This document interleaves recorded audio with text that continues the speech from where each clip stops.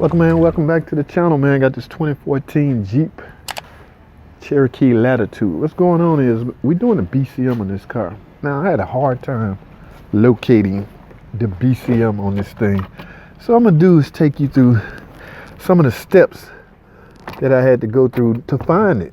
Of course, look in the manual, but that can be a hassle sometimes. But I did end up finding it, and it did end up replacing it. The old BCM is right here. This car has some electrical issue that a lot of stuff wasn't working, and Chrysler recommended we put a BCM on it.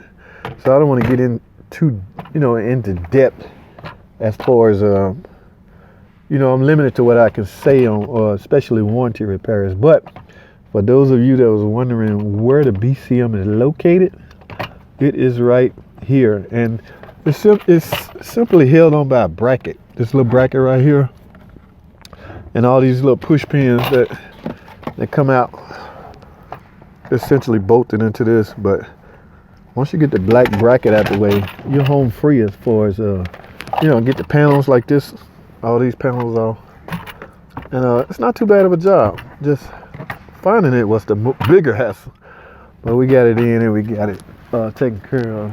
Now just got to simply